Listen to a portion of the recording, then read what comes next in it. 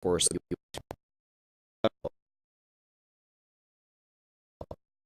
how important a factor has that been, and how much more impetus and importance is that added to this year's rallies for Al-Quds?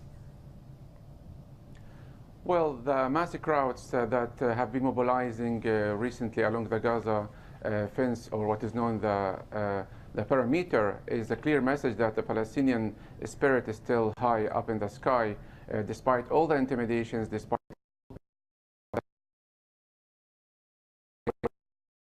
the past 70 years. Of course, the International Day of Al-Quds is very important to highlight that the holy city of Jerusalem, Al-Quds, has been under Israel's military occupation for the past 7 decades. And also the mobilization of Muslims and Arabs worldwide is a clear message also that this is a total rejection for the so-called deal of the century. Trump's Jerusalem move is not going to break the will of the Palestinians or the will of the Muslims. Al-Quds issue does not only under the Palestinians to deal with. It's an issue that all Muslims worldwide have to mobilize, gather, and issue in the Israeli-Palestinian conflict. So the massive protesters, demonstrations who are marking the International Quds Day, they assert on the centrality of this issue, Al-Quds. The people have to come to an end, and despite the inaction on part of the international community, the Palestinians feel that they are left alone and raise the white flag. But despite all this pressure, the Palestinians say loud and clear that will not subject an American pressure. We have a just cause to fight for. And the Israeli measures against the Palestinians, whether it's in the West Bank or Gaza, shows that Israel is suffering from a DB crisis, a PR disaster when it comes to deal with peaceful protesters along the Gaza perimeter who are met with lethal shy in condemnation on part of some of the governments worldwide, but it wasn't enough for the Palestinians. So obviously all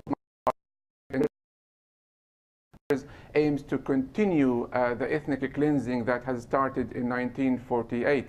And as Palestinians nowadays mark the 51st anniversary of the Naksa, the setback when the rest of Palestine was annexed and occupied by Israel in 1967.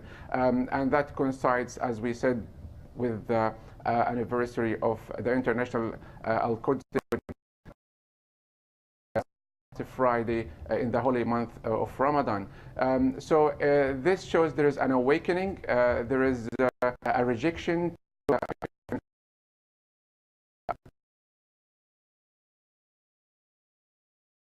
senior leadership is weak when it comes to making concessions. I'm talking about the Western-backed government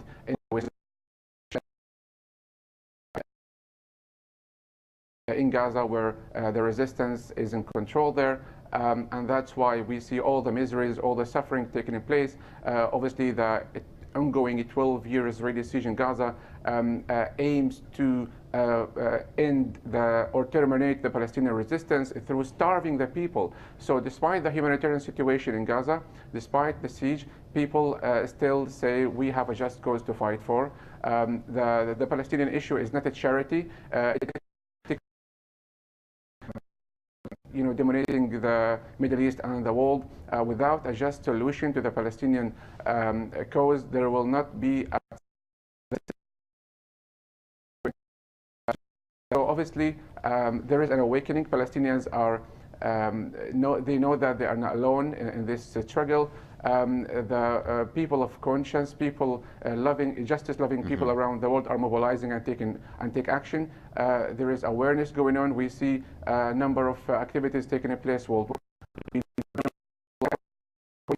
Right. And it seems that the Israeli side have to realize that without ending the occupation, there will not be peace in the Middle East.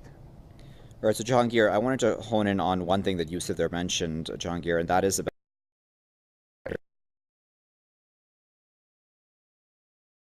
especially there have been more efforts on the part of certain Arab dictatorships to get closer to Israel, even though Israel's atrocities towards Palestinians grows ever worse, really. What do you make of that? Well, this is not really surprising, and it's not really new. David Ben-Gurion, the first president of the State of Israel, said that the Arab states are the frontline defense of the State of Israel. And throughout history, they've demonstrated that. Really, it was only a matter of time with Israel behind the scenes. It was only a matter of time before they fell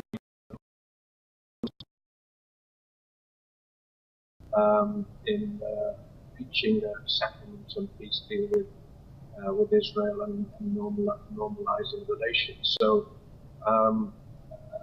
these are fiefdoms, they are family kingdoms based on ideas of nationalism, and the national interest trumps the Palestinian interest or the Islamic interest. And therefore, whatever it takes in the region, their oil is running out, they want to invest in other things, and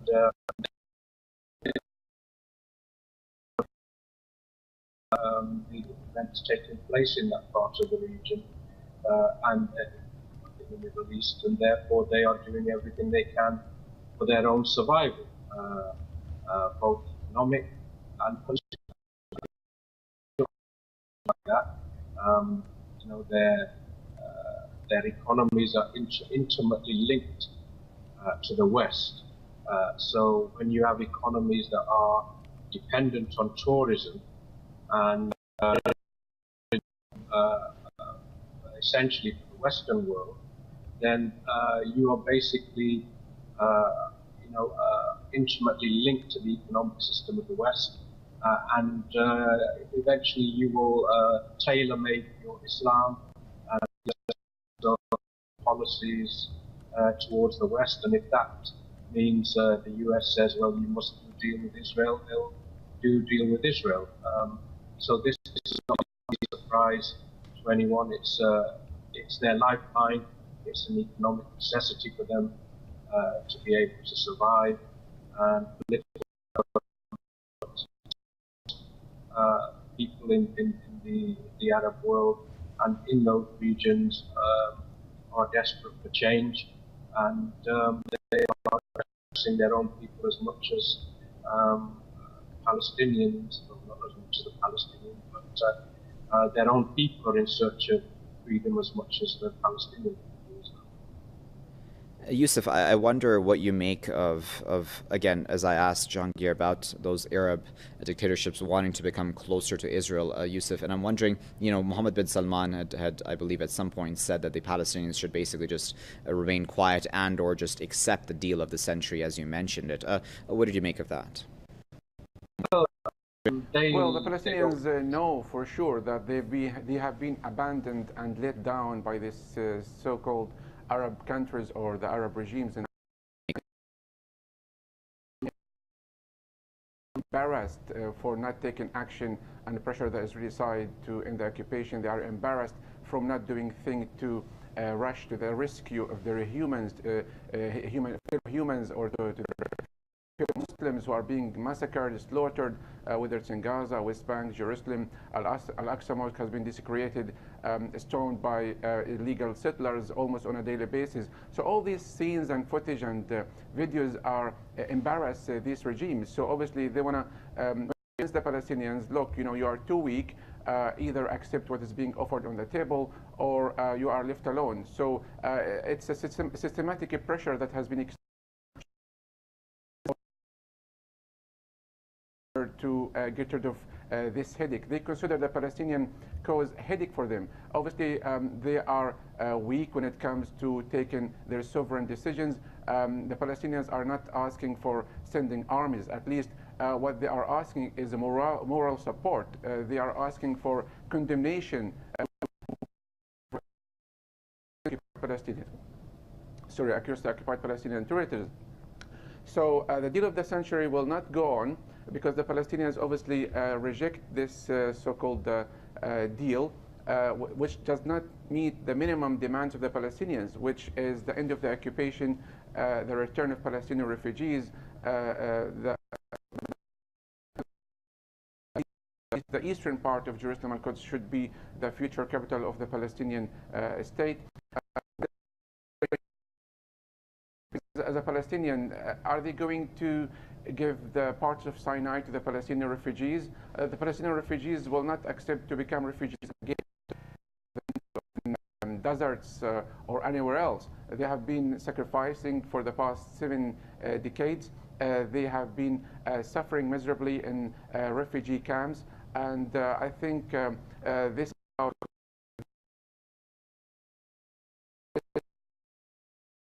will not last forever. The Palestinians, obviously, they are not going to vanish like what happened with Native Americans. So at the end of the day, Palestinians say nothing will succeed to break our will.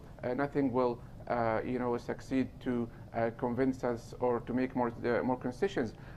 That's why you see all these people, young people, they have nothing to lose, especially in Gaza. I'm talking about illegal strangulating siege. And despite all the casualties, fatalities over the past 11 weeks,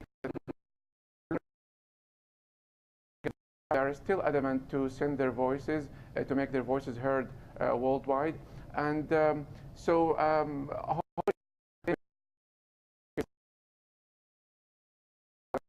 was complicity. Okay, we just have about 30 seconds or 45 seconds left. Jahangir, I wanted to give you the final word, if I may. I wanted to ask you, do you think that the tide is changing, that we've had those few condemnations come out, Jahangir, from even Western countries about Israel's killing of Gazans?